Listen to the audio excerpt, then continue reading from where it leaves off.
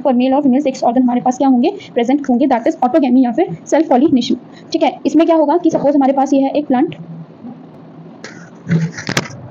जिसमें क्या है, इसी में मेल सेक्स ऑर्गन और इसी में फीमेल सेक्स ऑर्गन प्रेजेंट है, तो पॉलिनेशन के लिए पॉलिनेटर एजेंट की जरूरत नहीं पड़ेगी। क्यों नहीं पड़ेगी? क्योंकि सेम प्लांट में ही हमारे पास दोनों स्ट्रक्चर प्रेजेंट है। तो जैसे ही एंथर मैच्योर होगा उसमें से पॉलन ग्रेन शेड होंगे और यहीं पर पास में ही हमारे पास क्या मिल जाएगा, फीमेल रिप्रोडक्टिव सिस्टम मिल जाएगा, ओवरी, ठीक है, स्टिग्मा मिल जाएगा। तो यहीं पे आके लैंडिंग करके वो पॉलिनेशन कर लेगा और ये खुद की ही और ये अपनी स्पीशी का होगा क्योंकि सेम प्लांट में, तो वो उसको एक्सेप्ट भी कर लेगी। ठीक है, तो ये क्या हो गया हमारे पास में ऑटोगैमी या फिर सेल्फ पॉलिनेशन हो गया कि हमारे पास किसमें हो रहा है, बाइसेक्सुअल फ्लावर में, जिसको हम हर्माफ्रोडाइट भी बोलते हैं, जिसमें male and female sex organ हमारे पास प्रेजेंट होता है on the same plant. Second हमारे पास आता है जिटोनोगैमी। जिटोनोगैमी होता क्या है कि this is happens in monoecious plant. ठीक है, मोनोइशियस मतलब कि मोनोइशियस, ठीक है, मोनोशियस प्लांट, मोनोशियस मतलब सेम।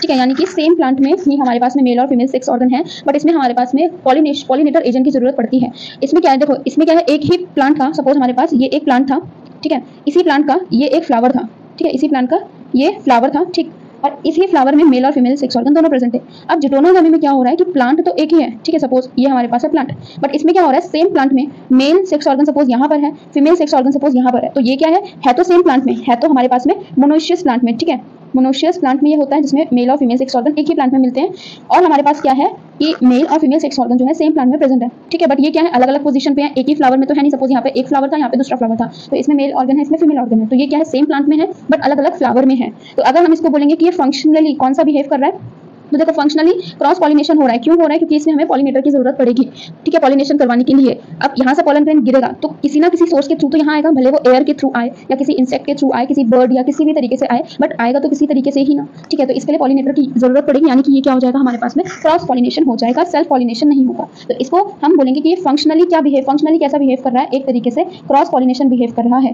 क्रॉस पॉलिनेशन की तरह जो है ये बिहेव कर रहा है। और जेनेटिकली अगर हम बात करें, जेनेटिकली की अगर हम बात करें तो ये क्या है, सेल्फ पॉलिनेटर है, सेल्फ पॉलिनेशन की तरह बिहेव कर रहा है। क्यों? बिकॉज जेनेटिकली तो ये है एक ही प्लांट में ना, भले अलग अलग जगह बट है तो एक ही प्लांट के, यानी जेनेटिकली जो इसमें जेनेटिक कंपोजिशन है वो तो पूरे प्लांट में सेम होगा, इसलिए जेनेटिकली क्या है हमारे सेल्फ पॉलिनेशन की तरह बिहेव करता है, बट फंक्शनली हमारे पास क्या है, क्रॉस पॉलिनेशन होते हैं।